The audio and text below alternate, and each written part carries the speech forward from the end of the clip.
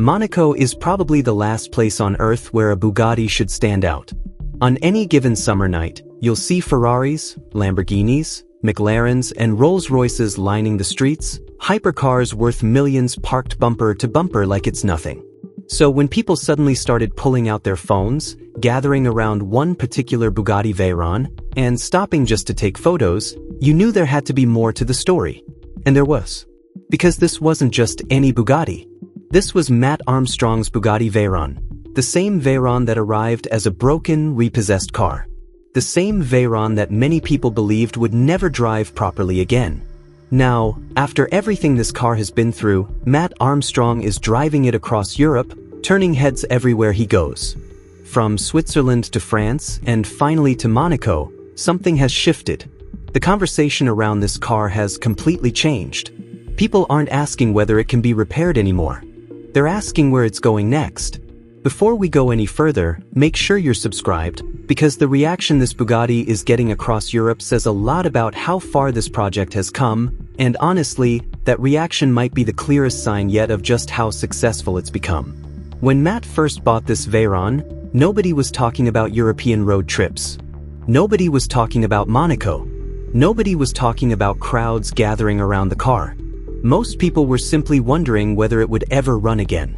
Back then, every update brought a new challenge: electrical faults to chase down, parts to track down, systems to understand from scratch, and plenty of moments where quitting would have been the easier choice. Instead, the team kept moving forward, problem by problem, part by part. That's what makes these recent sightings so interesting. This car isn't being celebrated simply because it's a Bugatti. Monaco is full of expensive cars. People see them every day. What makes this Veyron different is the story attached to it. Millions of people have followed its journey from the very beginning. They watched the setbacks. They watched the breakthroughs. They watched the moments when progress looked impossible. And now they're watching the payoff. The first major sighting came out of Switzerland. The Veyron was surrounded by some seriously impressive machinery, and it still managed to steal attention.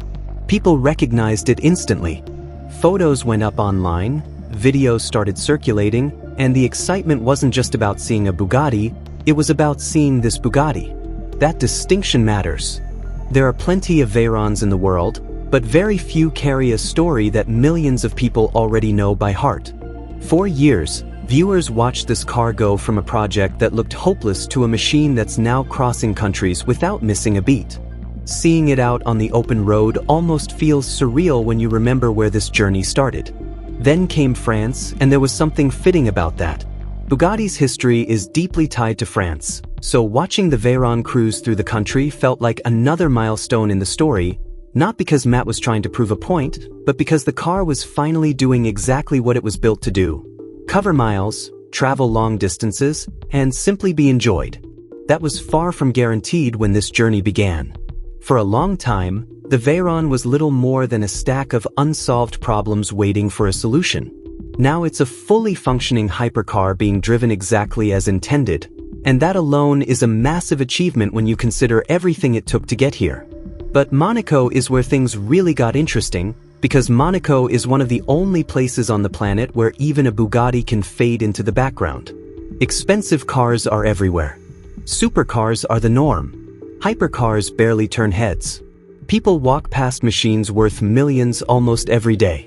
And yet, somehow, this Veyron still stood out. As Matt arrived alongside Hannah Smith, people started noticing almost instantly. Phones came out, photos were taken, cameras appeared from every direction, and within moments a crowd had formed around the car.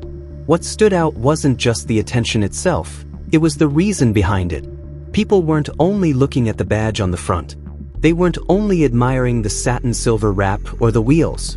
They were looking at the story of a car that many people had written off as finished. The story of a project that kept clearing obstacle after obstacle. The story of a Veyron that became one of the most talked about independent rebuilds in the automotive world. That's what made the moment feel different. This wasn't attention generated by a manufacturer launch or a slick marketing campaign. It was attention earned through years of work, late nights, setbacks, and problems that had to be solved one at a time. All of it led here, to a Bugatti driving through Europe and being appreciated for far more than its price tag. If you've followed the journey from the start, it's hard not to feel that. The story around this car has evolved dramatically over time. First, people questioned whether it could even be repaired. Then they questioned whether it could be completed. Then they wondered whether it would ever truly return to the road. Now the conversation has shifted again. People are talking about where Matt will take it next. That's a completely different kind of conversation, and it might be the best indicator of just how far this project has come. The Veyron is no longer defined by what happened to it. It's being defined by what it's doing now. Road trips, events, European tours, creating new memories instead of chasing down old problems. That's exactly where every great rebuild story hopes to land. What makes it even more satisfying is that this doesn't feel like the end of the project. It feels like the start of a new chapter. For years, the focus was always on fixing something, sourcing a part, or overcoming the next setback. Now the focus has shifted to simply enjoying the car, and that shift is what makes these recent sightings so rewarding for longtime viewers. The Veyron is finally doing what it was built to do, covering miles, turning heads, and creating experiences that simply wouldn't have been possible a few years ago. Seeing it parked in Monaco, surrounded by people holding up their phones, wasn't just another car-spotting moment. It was proof of how far the journey has come. Because that crowd wasn't gathering around a broken project, they were gathering around a success story. A car that many people had given up on. A car that refused to stay down. A car that has become one of the most talked about Veyrons anywhere online.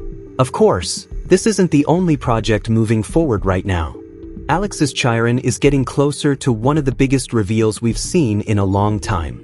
The Venom wide-body kit has already split opinion across the automotive world. Some people love the direction it's taking, others think a Chiron should never be modified at all. But regardless of which side you're on, everyone wants to see the finished result. Because once that car rolls out complete, the conversation around it is going to get even louder. That's really what makes this stretch so interesting for anyone following along. One project is now enjoying the reward after years of relentless work. The other is still building toward its biggest moment. One comeback has already happened. The other is still being written. So let me know what you think. Has Matt's Veyron become one of the most recognizable Bugattis on the internet? And where do you think he'll take it next? If you enjoyed the video, don't forget to subscribe, and I'll see you in the next one.